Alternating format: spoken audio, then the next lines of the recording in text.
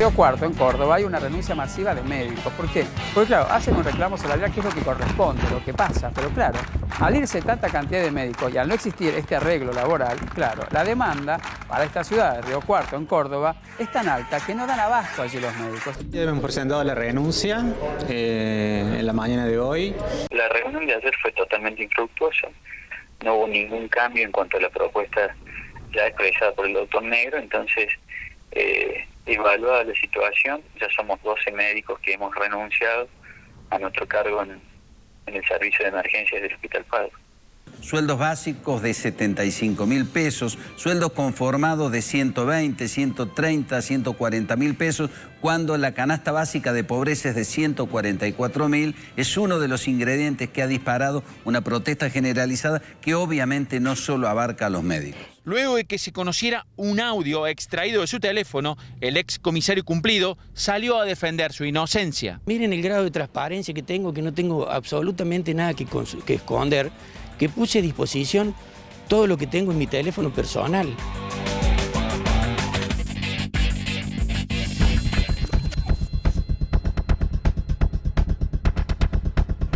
Bueno, buenas noches para todos, bienvenidos a casa nuevamente, como siempre con nosotros Santiago Solans, el diario de Carlos Paz. ¿Cómo le va, señor? Beto, ¿todo bien? Estás? Bien, bien. Qué calorete hoy, ¿no? Tremendo. Tremendo. Calor tremendo, el que estamos sufriendo todavía, ¿eh? No va a aflojar y mañana no va a aflojar, recién cuando llueva el día sábado va a mejorar un poquito el tiempo. Y está el señor Hernán Bacanarvaja, de Puntal de Río Cuarto también. ¿Qué tal, Beto? Gracias, Hernán. ¿Bien? Todo bien. Con faltazo el jueves pasado. Sí, ¿Eh? faltazo. Pero justificado. Bueno, justificado. Sí.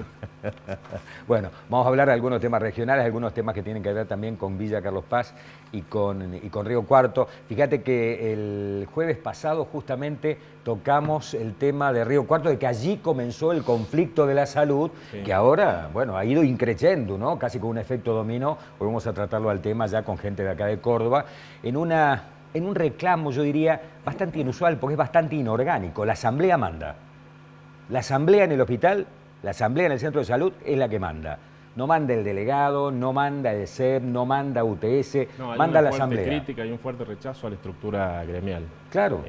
Se ha visto totalmente desbordada. Lo de Río Cuarto es inédito. Hace mucho tiempo que no se veía una protesta tan genuina y tan de base como la que hemos visto en un sector que no es demasiado afín a la protesta, que es el sector médico, digamos. Así es. Y después de la pandemia. Y después de la pandemia, exactamente. ¿No?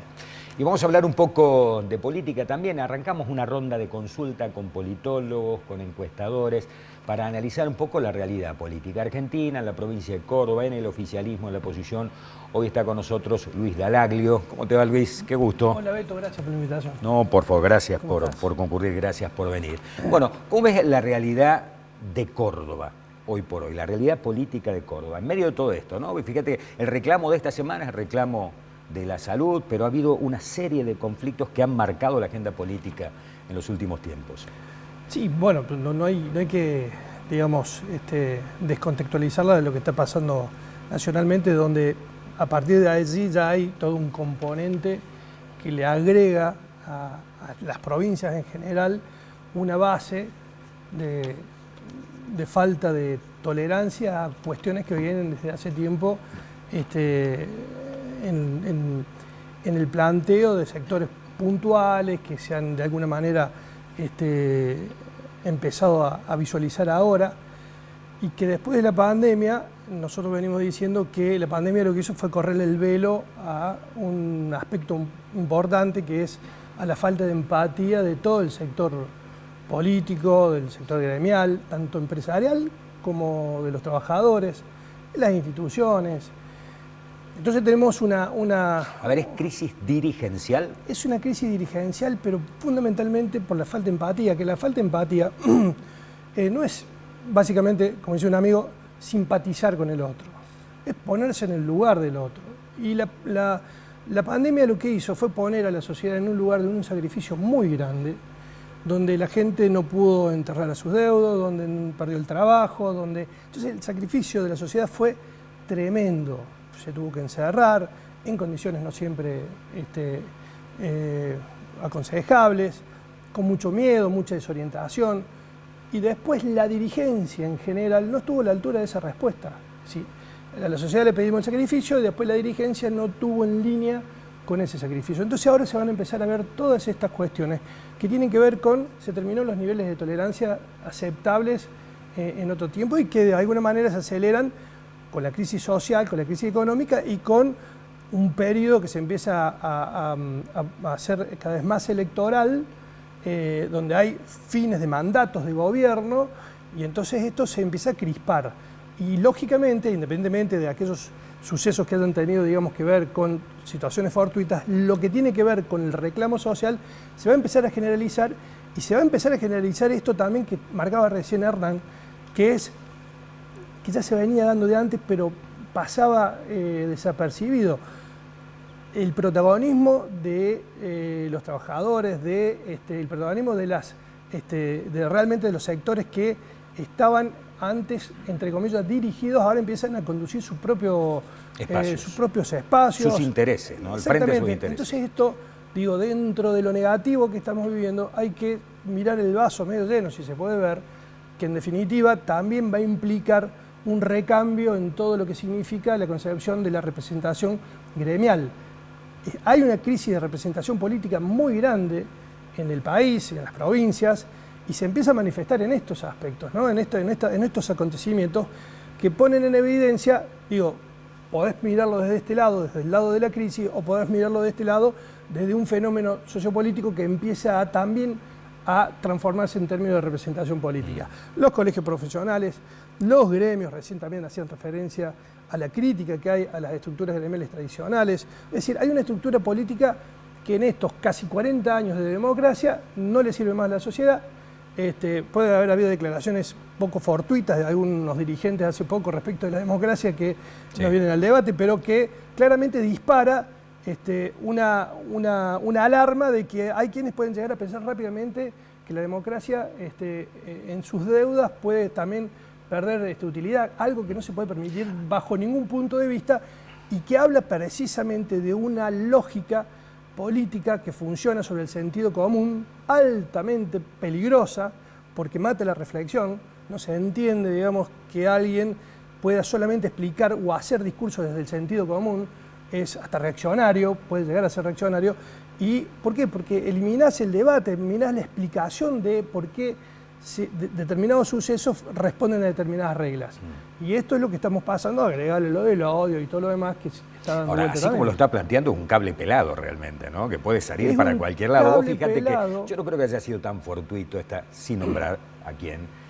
No ha sido, me parece, tan fortuito este tema de hablar mal de la democracia, cuando claramente en las encuestas el 45% de los argentinos entiende que la democracia no va a resolver sus problemas. Hemos llegado a esto. Fíjate lo que está ocurriendo en Brasil, se ha dado vuelta a la taba, ¿no? El 60% ya duda de la democracia. Hay sectores reaccionarios en Brasil que le están pidiendo a las Fuerzas Armadas que se levanten contra Lula antes de asumir para que no llegue al gobierno, digamos. ¿Cómo crees que se puede resolver esto? ¿Y cómo puede ser todo esto emergente, desde abajo, las organizaciones pequeñas que empiezan desde abajo? ¿En qué puede llegar a terminar todo esto? ¿No? Es la pregunta. Yo creo que con más democracia, por ejemplo, yo no entiendo que hoy se ponga en cuestión el tema de las PASO. El tema de las PASO, además de ser un mecanismo de selección de dirigentes políticos, de candidatos, también se ha convertido en un mecanismo, en una herramienta de control que tiene la población. Es decir, al poder y a la dirigencia política le molesta que la gente vote, porque cada vez que vota marca la cancha y cada 2 años te dice, che, ¿estás cumpliendo o no estás cumpliendo lo que prometiste hace 2 años? Entonces es un punto de inflexión donde, lógicamente, si vos lo ves desde el sentido común, che, se hace difícil gobernar si no estás haciendo las cosas como de alguna manera las comprometiste a hacerlas. Pero si vos la entendés en el marco del sistema democrático, que además cada 2 años tenés un punto de inflexión donde tenés que pasar por las urnas, bueno, y es la utilidad que le dio a la sociedad. Vos le pusiste las urnas cada 2 años, la gente le está dando la utilidad que cree que es la mejor utilidad para poder de alguna manera defenderse, entre comillas, si es que existe sirve esa calificación, de un sistema que no le está sirviendo. Y yo no tengo los datos de que la gente esté en contra de la democracia. Es cierto que la democracia y que grandes proporciones de la población hoy está marcando que la democracia no le está resolviendo los problemas, como vos decís. Pero no está planteando que la democracia no sea la menos peor de las formas para seguir gobernando en un sistema. ¿Es un escenario comparable con el 2001, con este descreimiento? No. En el 2001, el gran dato es que la gente no tenía trabajo. Vos tenías un 18 o 20% de desocupación y la gente realmente no tenía que comer. Ni asistencia del Estado. Ni trabajo ni asistencia del Estado. Del Estado, exactamente. Hoy, fíjate que la discusión, una de las discusiones fue que los trabajadores golondrinas no quieren ir a recoger la cosecha porque no quieren perder el plan social, ¿sí? Es perverso plantearlo desde el juzgamiento del trabajador a quien vos sometiste a esas condiciones. Pero en realidad lo que se está discutiendo de fondo es la modalidad del empleo, así, che, no la falta del empleo. ¿Cómo lo resolvemos? Exactamente, es decir, che, ¿cómo resolvemos la integración de alguien que vos excluiste, después integraste en una condición de pobreza, dándole un plan, y ahora el mismo crecimiento consciente de ese trabajador te empieza a demandar estar integrado con los derechos del empleo, ya no del trabajo, del puesto de trabajo, los derechos del empleo, las vacaciones, la obra social, etcétera, ¿no es cierto? La jubilación. Y esta es la puja en la que hoy están los sectores, que obviamente a algunos sectores le conviene mirarlo esto como una nueva cultura del no trabajo, de la vagancia. Es realmente cínico plantear eso. ¿Por qué? Porque tuvimos un sistema que llevó a familias durante generaciones a una condición de exclusión social. Es que hay trabajo pero no alcanza, digamos. Claro, hay que hacer la trabajo plata. y son pobres los que trabajan. Son pobres los que trabajan. Hernán, No alcanza el dinero. Pero fíjate, Hernán, que la diferencia está, y esto nos pasa a nosotros en los estudios, sobre todo en los grupos focales, los grupos de discusión, que nosotros antes preguntábamos la ocupación y en general había gente que tenía problemas, falta de empleo. Hoy ha cambiado la falta de empleo por la plata no alcanza. Es el concepto que hoy está instalado como demanda o como problemática de la economía doméstica. Es decir, no te están hablando de la falta del trabajo, sino que la plata no les alcanza. Sí, no hay dudas. Que es lo que hace que sea distinto, volviendo a la pregunta tuya, al 2001. El 2001 tenía el componente explosivo porque la gente realmente no tenía nada para perder. Claro. Hoy está contenida y vos te fijas, y también lo hemos estudiado, ¿por qué? Viene cualquier artista, se llena. Va Talleres a jugar 2 o 3 copas seguidas, se llena, lo siguen. Viene el restaurante hay que pedir 2 o 3 días de anticipación. Exactamente, para fin de semana largo mesa. se llena la sierra. ¿Qué está pasando? Ahora, bueno, se ha modificado el destino, perdóname Beto, el destino del esfuerzo. Antes el esfuerzo, la gente en la que podía ahorraba o la ponía para comprarse el autito, para tener la casa o para lo que fuera. Ahora la gasta, porque además la pandemia te mostró la finitud de tu existencia. Te puso frente a... Y quienes la pasamos Vamos a pasarla bien, este es el los tema. que no la pasamos bien nos dimos cuenta rápidamente de lo vulnerable que somos en términos de existencia. Entonces esto está funcionando en la cabeza de la sociedad como un disparador, decir, che, hasta incluso si no la tengo, veo como me comprometo. Vos fíjate que entre el 2001 y el 2022, el único instrumento que no dejó de utilizarse y que se utiliza en las mismas proporciones es la tarjeta de crédito. Bien. Como aliado del consumo. Una más. Sí, Luis, recién hablabas de también un poco esto de los discursos, lo peligroso de algunos discursos. ¿Cómo impacta eso de cara a una elección, por ejemplo? ¿Se licúan esos discursos como los que vimos de Luis Juez, por ejemplo? ¿O un escándalo como el que estamos viviendo con el legislador González? ¿Impacta realmente fuerte en el voto o se va olvidando a medida que pasa el tiempo? Hay 3 elementos, ¿sí? La opinión pública, la política y la dimensión electoral. Te diría que el primer nivel, el primer estrato, que es el más sensible, que cambia y que es muy sensible a estos episodios, puede bajar, puede subir, digamos, responde a un paradigma mucho más, más ligero, por decirlo de alguna manera, ¿no? Si rápidamente se mueve. Cuando vos empezás a avanzar sobre el plano político, ya empiezan a aparecer otros elementos que tienen que ver con otros valores y con la necesidad o con la comparación, porque vos podés estar mal, pero si lo pones a Beto al lado mío, y Beto pasa a ser un 10. ¿Sí? Entonces es Beto en sí mismo, pero Beto después en su contexto cambia, y después eso mismo se profundiza y se racionaliza mucho más en el plano electoral, porque después si en el escenario electoral vos tenés un candidato, y vos podés tener una elección como tuvimos muchos tiempos, ser el candidato menos peor. A mí me ha tocado hacer una campaña del candidato menos peor. Es muy común en Argentina. Sí, claro, pero el problema es que tenés que ser consciente vos, cuando estás trabajando en una campaña, y tiene que ser consciente el candidato. que muchas veces no le gustan que le digan vos sos el candidato menos peor, entonces hacer una campaña del candidato menos peor. Sí. Y después el armado electoral de la elección, que también juega, no es lo mismo ir 1 contra 1 que 1 contra 3. Digo, hay muchos elementos, por eso la linealidad, digamos, de algunas cuestiones, ciertamente uno dice, che, le cambió el clima a la provincia por estos episodios. Hay que ver cuánto decanta en la política y cuánto decanta después en lo electoral, que todavía falta mucho. Entonces, hay que estudiarlo, hay que seguir mirándolo el tema y obviamente hay que corregir las cosas que hay que corregir. Súper interesante, podemos seguir porque tenemos un programa con tantísimas cosas. Luis, muchísimas gracias. Gracias, Beto. Por haber estado con nosotros. Gracias, a disfrutar de la mami, sé que tenemos una Sí, reunión así.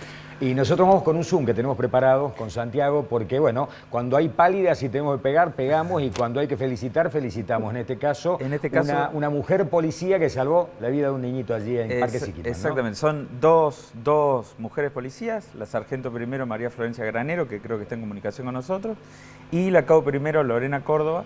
Ellas dos forman parte de la departamental Punilla, sí. Estaban en el destacamento policial, la comisaría de Parque Siquiman.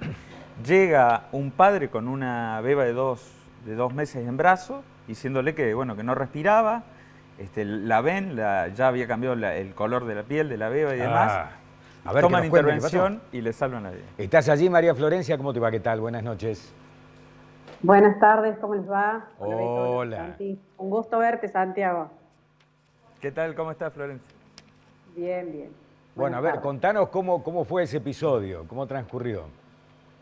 Así como decía Santiago, fue el sábado pasado, alrededor de las 13:30. Yo me encontraba en mi oficina trabajando, Lorena estaba en la guardia y bueno, justo estaba finalizando con un vecino, estaba finalizando unas actuaciones sumariales con esa persona y escuchamos que entró una familia a la recepción. Nos damos cuenta que algo sucedió porque pedían auxilio. Cuando salgo de mi oficina y los voy a atender, les pregunto qué era lo que acontecía. Ellos en realidad buscaban atención médica. En Parque Siman, el dispensario un día sábado no tiene sus puertas abiertas al público. Así que le preguntamos cuál era la urgencia, el papá muy preocupado, estaba la mamá también, bueno, en una situación muy desesperante, lógicamente, llorando. El papá nos decía que su bebé no respiraba. Con Lorena tomamos, sin pensarlo, la determinación de nosotras intervenir en la situación. Así que yo tomé la bebé en mis brazos, me di cuenta rápidamente que no estaba respirando porque tenía un color bastante pálido, como bien decía Santiago. Lo primero que hice fue aplicar unas pequeñas compresiones en el diafragma, ¿sí? Se hace muy suavemente, porque era una bebé muy chiquita, era muy pequeñita, tenía apenas 2 meses de vida. Eso es lo que se llama la maniobra de Heimlich, que consta de las compresiones en el diafragma para liberar la vía en caso de que hubiese algún objeto obstruyendo la vía respiratoria. Me doy cuenta que no era la maniobra que ella necesitaba porque no tenía ningún objeto obstruyendo su respiración. Así que cambié de maniobra, la puse boca abajo, su rostro la tomé con mi mano, sosteniendo su boquita que esté abierta, y bueno, tuve que aplicar las mismas compresiones, pero en la espalda, ¿sí? Se hacen unos pequeños golpes, quizás un poco más firmes, pero es para liberar el líquido, en realidad, que pasa de la vía digestiva a la vía respiratoria, y es ahí cuando se respiran los peces. Así que, bueno, todo eso sin duda, sin perder tiempo, porque son segundos cruciales, son segundos que siempre decimos nosotros, son trascendentales, a una persona le pueden cambiar la vida. Y en tanto yo estaba con la bebé, lo primero que pensé fue en Dios, que Él me acompañara, que me diera la sabiduría, el discernimiento para hacer de forma correcta mi trabajo y que Él estuviese al control, que Él no permite que nada malo le pase a ese pequeñita, y créanme que todo mi ímpetu, toda mi voluntad estaba en que ella estuviese bien, en que ella pudiera reaccionar, y así fue, gracias a Dios. Qué bueno. Ella pudo largar ese pequeño llanto que todavía lo tengo en mi memoria, ¿no? Muy tierno, y para nosotros realmente fue un alivio poder escuchar su llanto y saber que había tomado tarea María Florencia, tenemos muy poquito tiempo, pero estos cursos que ustedes evidentemente tienen que hacer para saber hacer estas prácticas, ¿los hacen una vez en la fuerza? ¿Los hacen y los renuevan anualmente? ¿Cómo funciona eso? No, para que ustedes, no. servidores públicos, puedan actuar en estos casos. Sin duda.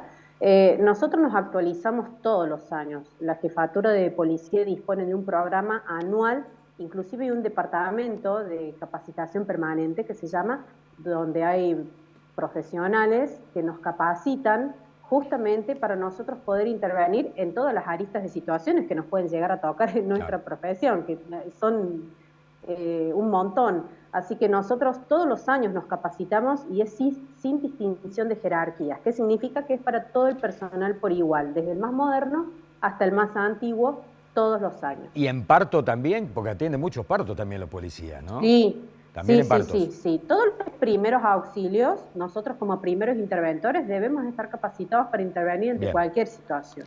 María Florencia. Porque, bueno, hasta que llegue el personal médico, sin duda.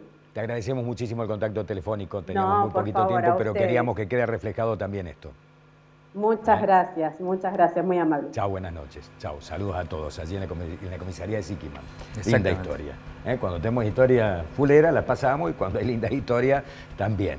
Nos vamos rápidamente, todos tenemos que hacer estos cursos. Yo hice el de RCP porque le puede pasar a cualquiera y cuando quedás aterrado allí se pierde una vida, ¿no? Y la otra cosa que tendría que haber es desfibriladores en todos los lugares donde hay prácticas deportivas, donde hay gran concentración de gente, que por una cuestión económica tampoco existe esto en Argentina, pero tendría que haber, porque salva vidas, ¿no? Y saber utilizarlos, por supuesto. Vamos a la pausa y ya venimos, no se vayan.